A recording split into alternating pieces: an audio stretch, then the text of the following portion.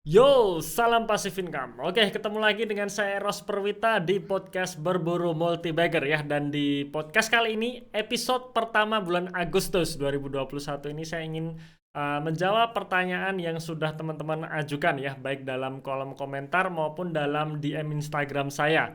Jadi kalau misalkan teman-teman yang mendengarkan podcast ini via aplikasi podcast yang tidak bisa menulis kolom komentar, teman-teman bisa DM ke Instagram saya @eroseperwita.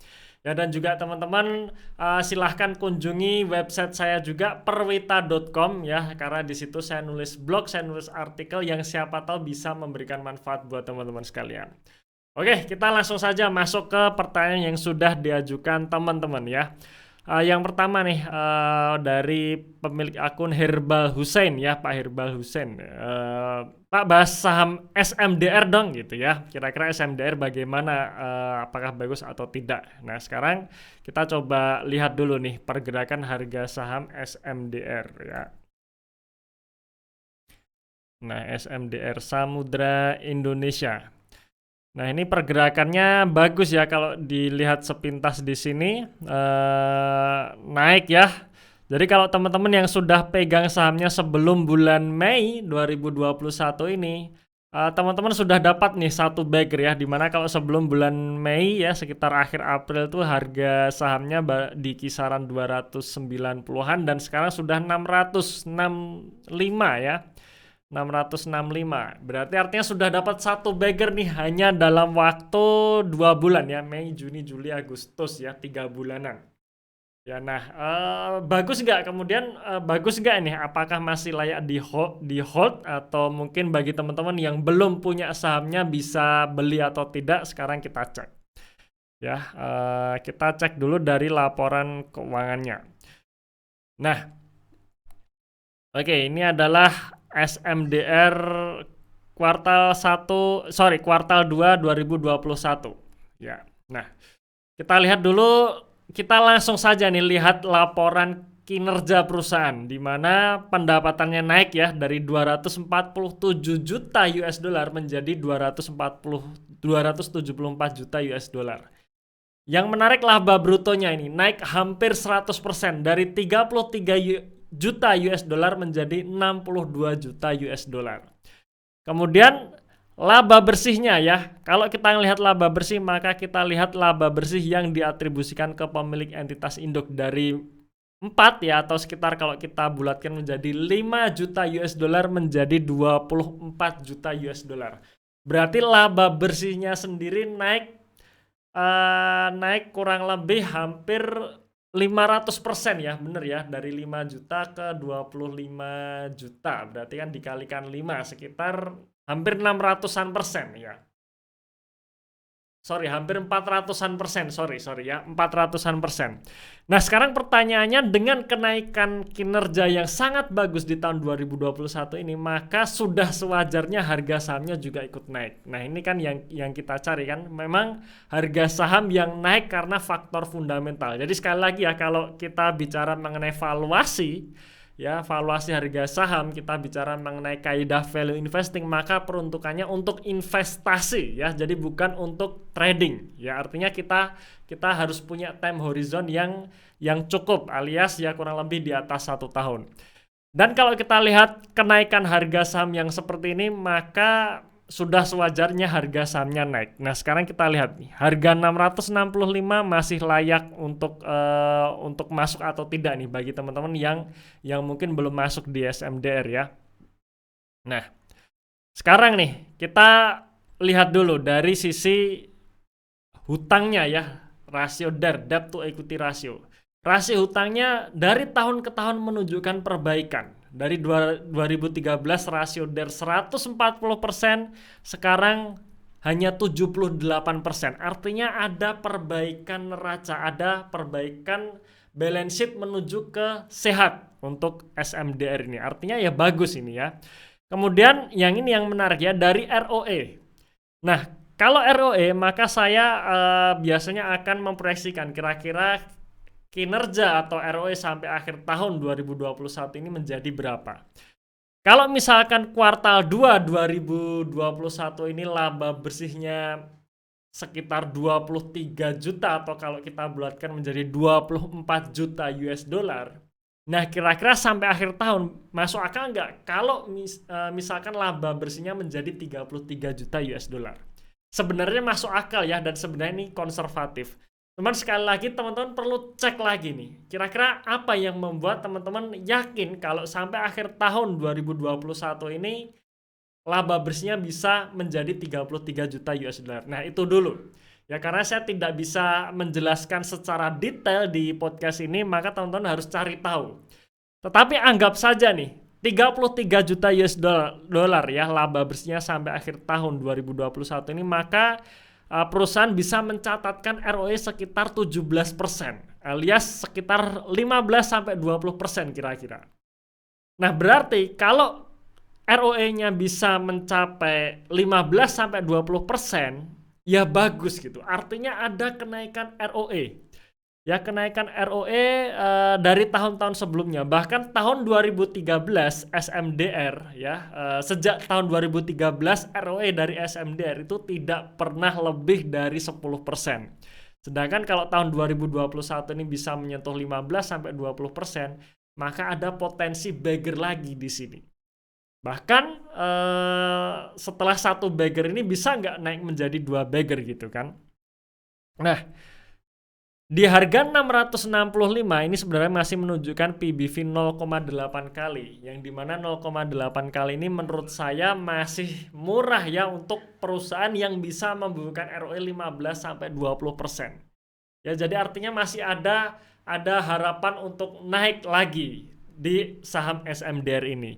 Cuman memang kalau bisa dikatakan sih ya sedikit telat karena kalau teman-teman memiliki saham ini sebelum bulan Mei harganya masih sangat murah. Ya, dimana kalau kita hitung ya, katakanlah harga saham SMDR 300 ya, 300 waktu itu PBV-nya hanya 0,3 kali, 0,3, 0,4, dan sekarang menjadi 0,8. Jadi ya masih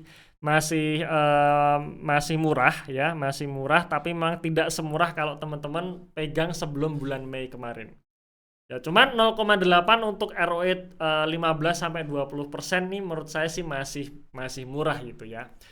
Oke, itu mengenai jawaban saya di saham SMDR ya. Semoga menjawab pertanyaannya. Kemudian kita lanjutkan ke pertanyaan berikutnya ya. Oke, kita jawab saja yang ini ya. Bagaimana potensi saham industri baja ISSP? Nah, sekarang kita lihat dulu nih harga saham ISSP.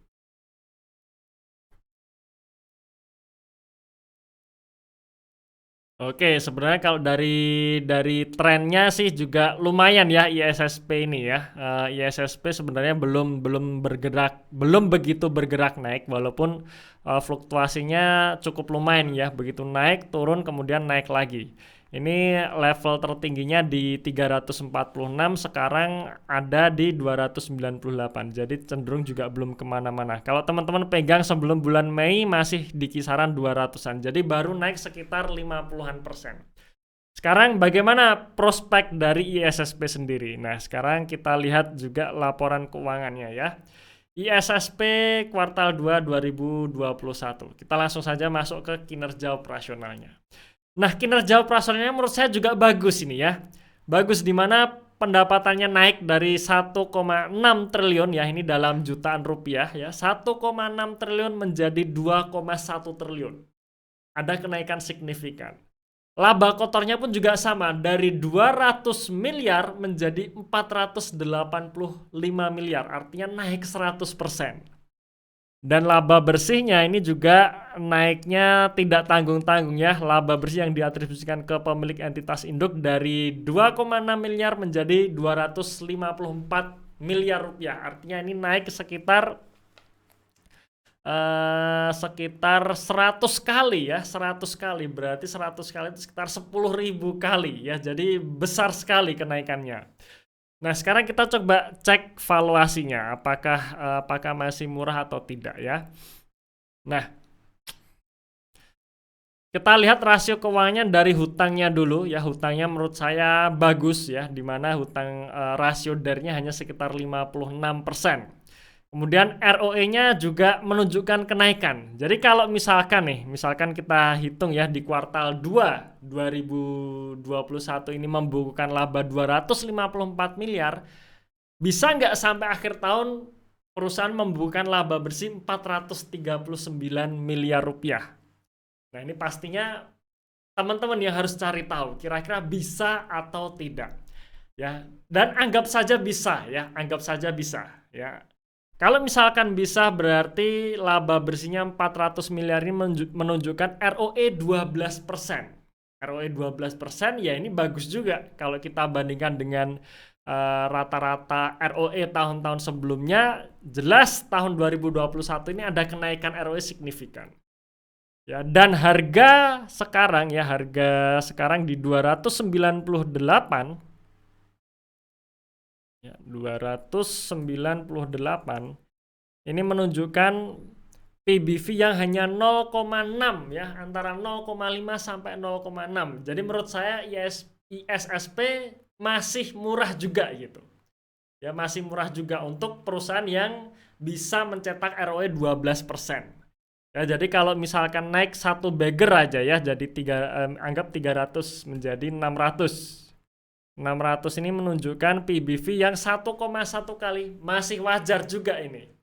Ya, jadi ISSP kesimpulan saya masih murah ya, masih murah, tapi sekali lagi teman-teman perlu cross check lagi fundamentalnya. Kira-kira bisa nggak nih perusahaan mencetak laba sampai akhir tahun ini sekitar 400 miliar. Ya, pastinya teman-teman harus ngelihat detail lagi. Ya. Dan sekali lagi teman-teman sekalian ya, analisa seperti ini hanya digunakan ketika kita bicara mengenai investasi. Maka artinya time horizonnya harus panjang. Jadi nggak bisa beli sekarang minggu depan langsung jual, itu nggak bisa ya. Perlu time horizon panjang. Oke, itu tadi jawaban pertanyaan mengenai saham ISSP ya. Semoga menjawab pertanyaannya. Kemudian kalau kita lihat pertanyaannya lagi, nah ini mungkin yang menarik ya. Market cap BMRI sebentar lagi bakal disalip Arto ya. BRMI aset 1.500 triliun, market cap-nya 269 triliun, laba 5,9 triliun. Arto aset 10 triliun, market cap-nya 248 triliun, rugi 46 miliar. Jadi ibaratnya rugi saja market cap-nya mau melebihi Bank Mandiri gitu ya, RIP fundamental gitu. Ini pertanyaan bagus sekali teman-teman sekalian ya. Dan ini pandangan saya ya. Harga saham itu akan rally itu sebenarnya bukan hanya faktor fundamental, tapi juga katalis ya, katalis. Jadi apapun itu nanti, apapun namanya ya, nanti misalkan ada yang bilang misalkan saham ini digoreng bandar, digerakkan bandar, ada digerakkan asing. Ya, pemiliknya berusaha untuk selalu mengangkat saham ini. Apapun itu ceritanya, intinya adalah katalisnya harus ada. Dan kalau katalis itu ada dan katalisnya kuat, harga saham itu juga pasti akan naik gitu ya. Nah, bagi mereka yang punya waktu untuk analisa tren, analisa katalis seperti ini, bisa memanfaatkan fenomena seperti ini untuk mencari keuntungan. Ya. Tetapi bagi mereka yang tidak bisa menganalisa katalis atau menganalisa sentimen, maka yang paling enak adalah beli saham yang memang benar-benar bagus di harga yang murah gitu. Jadi ini berbeda ya, berbeda sekali.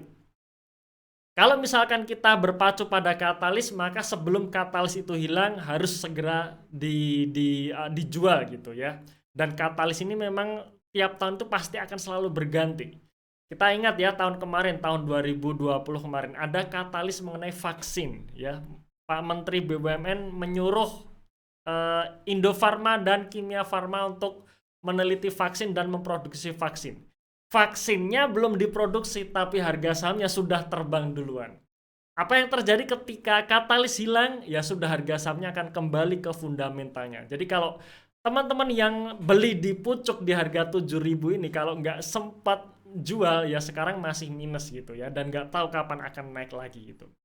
Saya juga masih ingat sekitar 10 tahun lalu ya, 10 tahun lalu saya sudah ada di bursa, di market ya. Waktu itu katalis yang kuat adalah batu bara, di mana semua yang punya embel-embel batu bara naik gila-gilaan ya. Waktu itu Bumi Resources masih di kisaran harga 4.000 kalau nggak salah ya, 4.000, 3.000. ITMG masih di kisaran 50.000. Nah, apa yang terjadi ketika katalis hilang? Ya semua akan kembali ke fundamentalnya. Alias ya bumi sekarang tidur nih, mau bangun nggak bisa-bisa gitu ya. ITMG sekitar di 15 ribuan, dimana ini fundamental aslinya gitu. Nah, sama juga teman-teman sekalian ketika kita bicara mengenai fenomena digital saat ini. Saat ini sedang hype digital, maka saham-saham yang berbau digital terbang gitu ya, terbang nggak terbendung. Cuman begitu nanti katalis hilang, saya sih yakin harga saham dari saham-saham digital ini akan kembali ke fundamentalnya. Kalau fundamentalnya jelek, ya pasti akan ambles juga gitu. Nah, cuman pertanyaannya balik lagi ya, kita bisa nggak nih ngikutin katalis setiap hari? Kalau misalkan bisa, ya teman-teman bisa cari keuntungan di situ ya. Tapi kalau misalkan tidak bisa, pengen santai seperti saya pengen santai ya, beli saham, habis itu saya tinggalkan market gitu ya, nggak pengen hidup saya sehari-hari itu cuman ngeliatin monitor gitu. Nah, maka saya pilih yang sesuai dengan fundamentalnya saja. Karena kalau kita sudah pegang fundamentalnya, paling tidak ini membuat keamanan investasi kita terjaga gitu ya. Nah, oke, itu pendapat saya. Jadi kembali lagi nih ke masing-masing investor ya. Kemudian pertanyaan selanjutnya, masuk MTDL di 2060 ya. Jadi selamat ya. Berarti sekarang MTDL harganya di kisaran 3.000-an, sudah cuan nih 50% ya.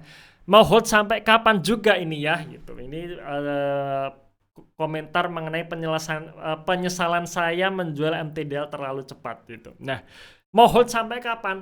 Sampai perusahaan tidak bisa tumbuh lagi ya. Kalau kita bicara MTDL, ini saham digital yang memang benar-benar bagus, fundamentalnya bagus gitu ya, fundamentalnya bagus. Nah, di hold sampai kapan? Sampai perusahaan tidak bisa tumbuh lagi ya, alias labanya mulai stagnan, penjualannya mulai stagnan dan sebagainya. Nah, itu baru ancang-ancang untuk dijual. Tapi selama masih tumbuh ya di hold saja itu.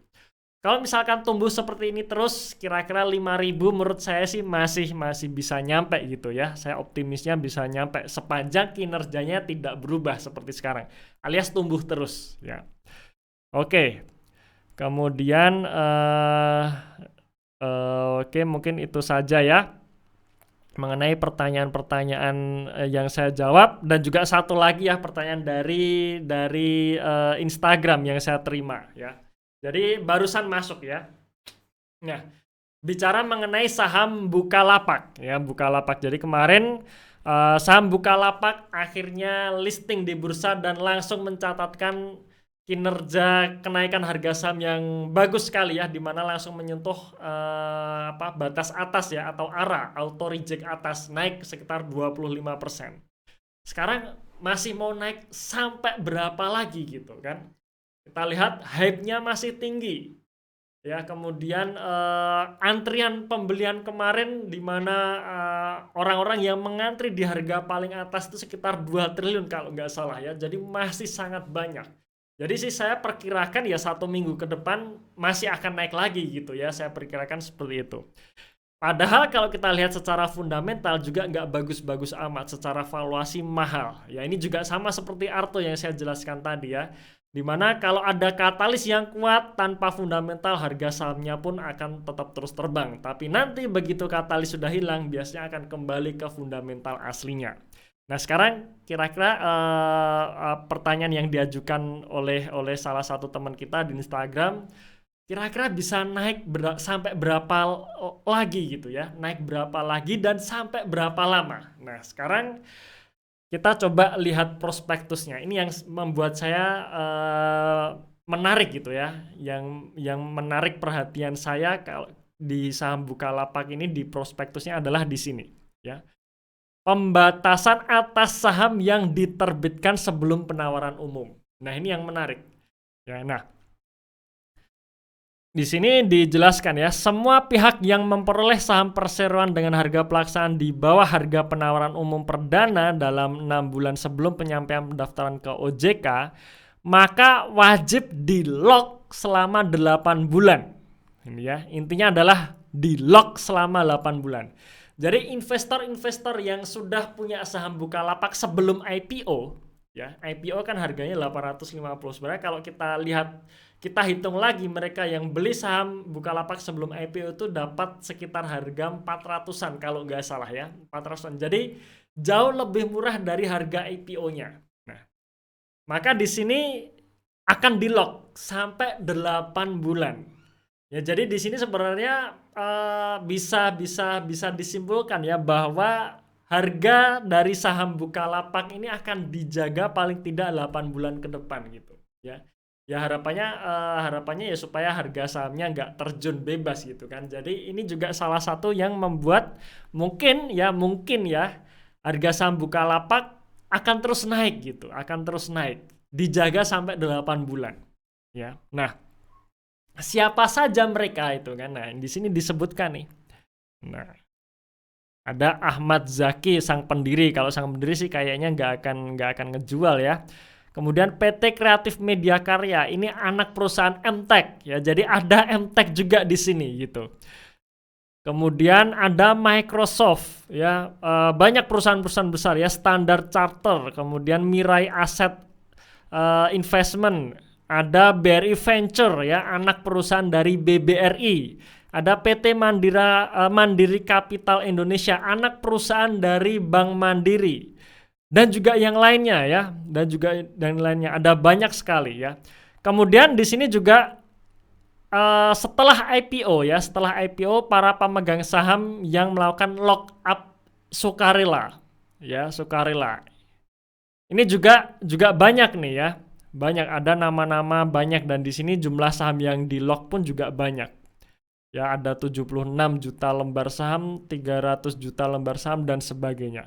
Ya, artinya apa? Artinya kalau kita melihat pola seperti ini, di mana para investor institusi yang besar-besar ini melok sahamnya sampai 8 bulan ke depan, maka bisa disimpulkan nih, para market maker ini menjaga sahamnya sampai 8 bulan ke depan minimal ya, minimal sampai 8 bulan ke depan. Jadi ini kabar yang bagus buat teman-teman yang kemarin ikut IPO dan dapat gitu ya, dan dapat ya, kemungkinan harga sahamnya akan naik terus gitu ya, naik terus. Tetapi yang perlu saya garis bawahi, dengan pola seperti ini tidak serta-merta sahamnya memang layak digunakan untuk investasi jangka panjang. Artinya kalau kita bicara mengenai 2 tahun lagi, 3 tahun lagi, di hold sampai 5 tahun lagi, nah ini belum tentu bisa ya, karena ketika kita bicara mengenai investasi jangka panjang ya di atas 1 tahun, maka fundamental itu tetap menjadi poin yang penting. Ya, fundamental inilah yang sebenarnya menjaga harga sahamnya sendiri itu ya, di fundamental ini gitu ya. Istilahnya dijaga harga sahamnya untuk tidak jatuh dan terus tumbuh secara organik ya, tidak dengan cara melok-lok seperti ini, tapi secara organik dalam jangka panjang, yaitu dari fundamentalnya. Tapi kalau kita bicara mengenai trading, kita bicara mengenai spekulasi, kita bicara mengenai time horizon yang pendek, beli sekarang pengennya minggu depan langsung jual, maka pola-pola seperti ini bisa digunakan untuk cari keuntungan. Jadi tergantung kita nih, kita mau investasi atau kita mau trading atau kita mau spekulasi. Ya, nah, oke, mungkin itu teman-teman sekalian podcast di episode kali ini ya. Semoga bermanfaat, semoga menjawab pertanyaan dari teman-teman ya, dari yang sudah diajukan oleh teman-teman sekalian ya. Oke, terima kasih sudah mendengarkan podcast ini sampai selesai, dan salam Passive Income.